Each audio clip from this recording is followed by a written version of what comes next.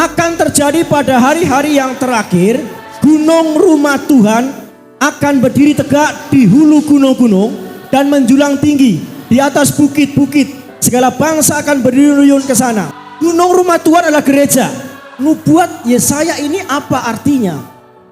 Nubuat Yesaya yang pertama adalah gereja Tuhan tegak berdiri dan lebih tinggi. Ini statusmu, ini identitasmu.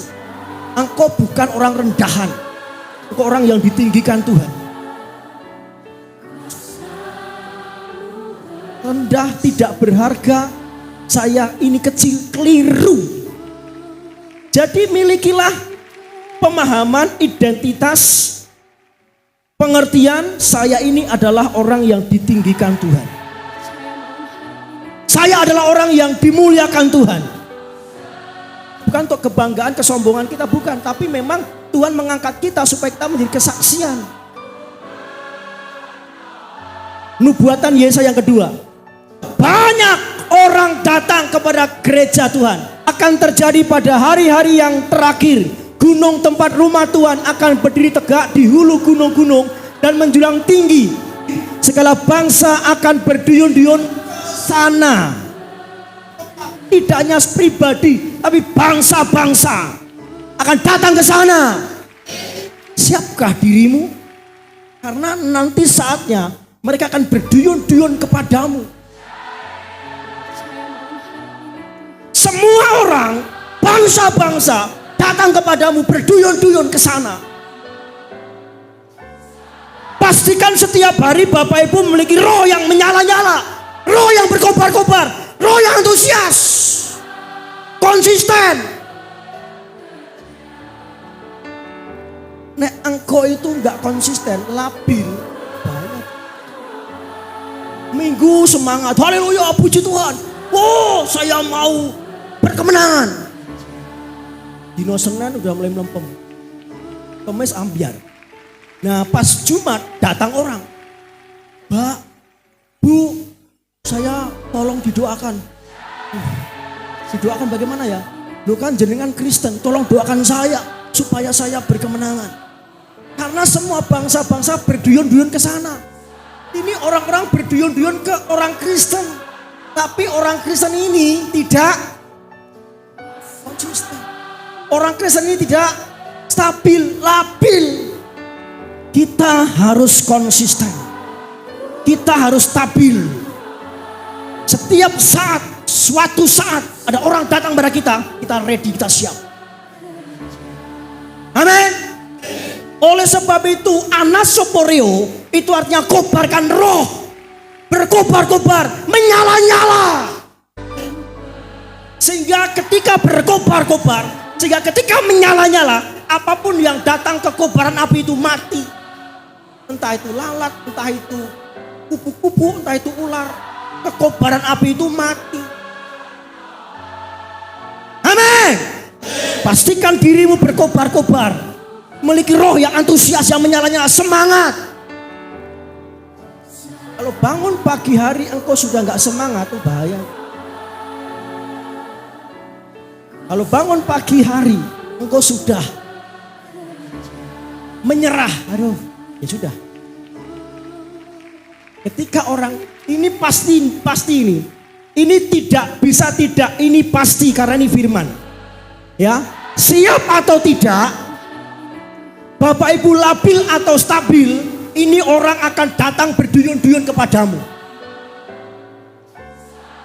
Terserah. Bapak Ibu siap apa tidak, rohmu berkobar-kobar apa tidak, orang akan datang kepadamu. Jadi kita harus apa?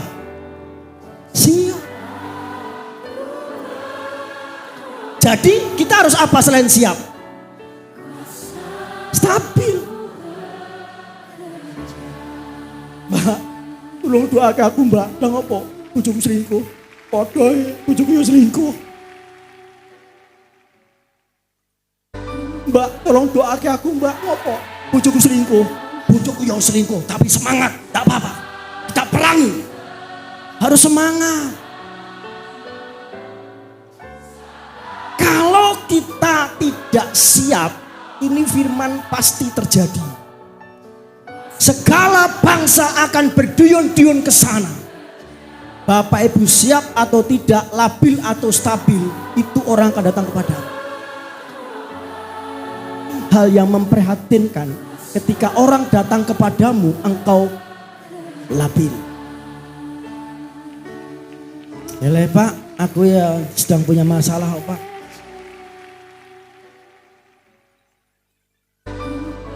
Ya Pak, saya juga sedang terintimidasi dengan tantangan kesulitan ini.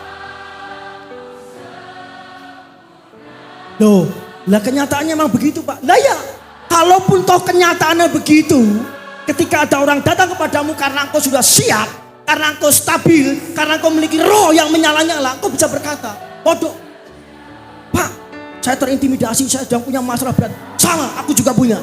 Ayo kita doa bersama-sama. Ayo kita perangi bersama-sama. Ayo kita tangking bersama-sama. Gitu. Amin. Harusnya kita ini siap. Karena tidak mau tidak, orang akan berduyun-duyun datang ke kita. Dunia sedang mengalami kegelapan, tapi terang Tuhan terbit atasmu, kata Tuhan.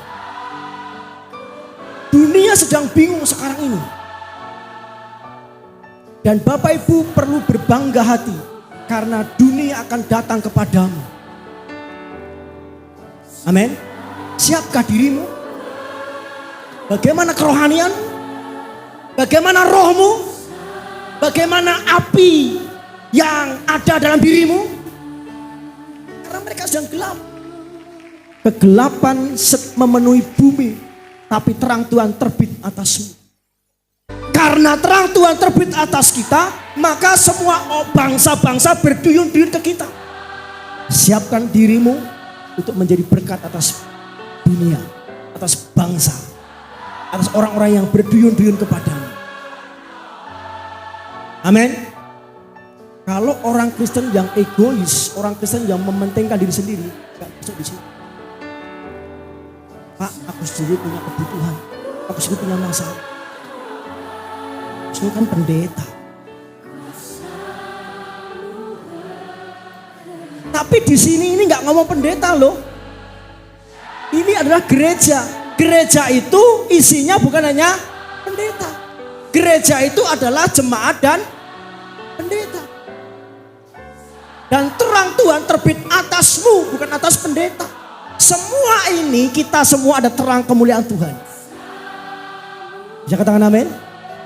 Nah, terang kemuliaan Tuhan inilah yang akan membuat bangsa-bangsa berduyun-duyun ke sana. Makanya kalau orang Kristen yang egois, iseh golek senenge dhewe. Semua orang duyun-duyun ke sana. Aku andai masalah dhewe ya. Dunia akan berduyun-duyun kemana lagi ketika orang Kristen tidak lagi memiliki apa